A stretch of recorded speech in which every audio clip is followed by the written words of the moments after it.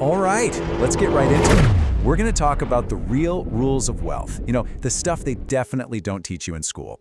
Think of it like this. There's a hidden financial playbook that the wealthy use, and if you've ever felt like you're just running in place, well, this is for you. And that right there just hits you, doesn't it? That one sentence perfectly captures the frustration so many people feel. It's this constant chase, a race where the finish line just seems to get further and further away. It's exhausting. So why? Really, why does this happen? Is it just bad luck? Are some people just wired to struggle? No way. It's because most of us are playing a game, but we were never actually taught the rules. And that brings us to the real problem, what I call the money hamster wheel. This is the default setting we're all given. School, society, the whole system is basically designed to create really good employees, not wealthy people. It teaches you to just keep running on that wheel for the next paycheck. And this right here, this is the fundamental mistake. The real goal isn't just to earn a salary. The real goal is to own the machine that spits out the salaries. That's the game changer. To really get this, let's look at it through a really powerful lens. It's a clash of ideas, a conflict between two totally different ways of looking at money and at life. And here they are, the two paths, two completely different financial rulebooks. On one side, you've got the path we all know, safety, security, that steady job. And on the other side, that's the blueprint for actual wealth, ownership, building things, and true financial freedom. Look, it's not that one is bad and the other is good. It's about understanding what each path is actually designed for. So, if the wealthy are playing by a different set of rules, what are they? Let's break down the actual strategy they use to build real, lasting fortunes. It all starts with this simple but incredibly powerful idea. An asset isn't just a thing you own. That flashy car, that is not an asset. It literally yanks money out of your pocket every month.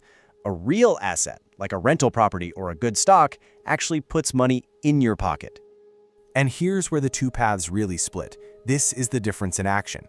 When most people get a raise, what do? They buy a bigger liability, a more expensive car, a fancier watch.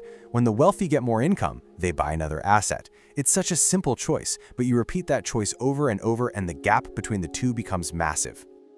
And this is what it all boils down to. That high salary can actually be a trap if you're not careful. Wealth isn't measured by your paycheck. It's measured by how much your assets are making for you while you sleep.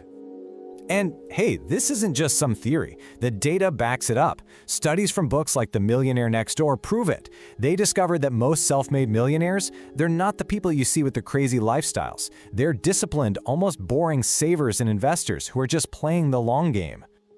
These habits create a simple three-part mindset.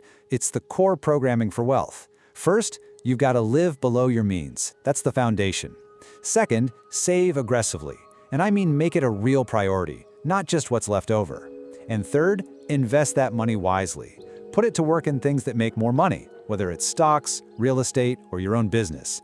That's the magic formula. Keep it, save it, and multiply it. But here's the thing, you can have the best strategy in the world, but that strategy doesn't run itself. As the legendary Napoleon Hill wrote, it all starts upstairs, in your mind. The physical fortune you see is just an echo of the mental blueprint you decide to follow. So what is that blueprint? Well, it's a three-step process. It starts with an idea, a desire that's so intense it becomes a burning obsession.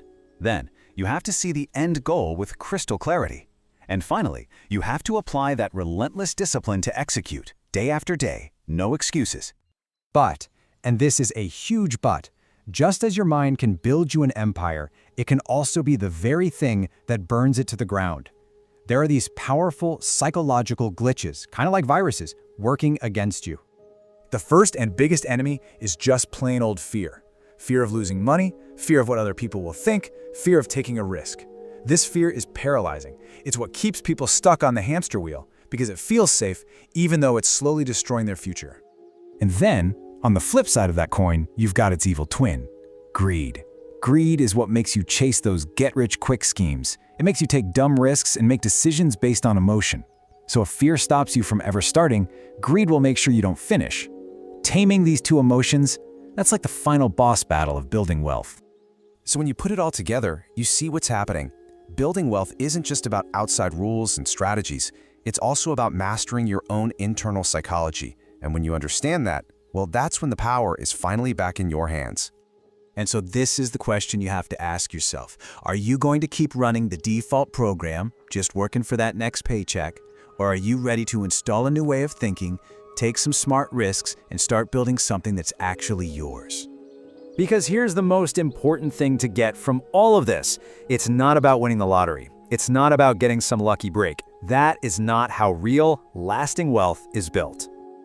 Wealth is a choice. It is a deliberate creation. It's a mindset that looks for opportunity where others see problems. It's a strategy of buying assets instead of junk. And maybe most of all, it's the courage to get off the hamster wheel and build your own path.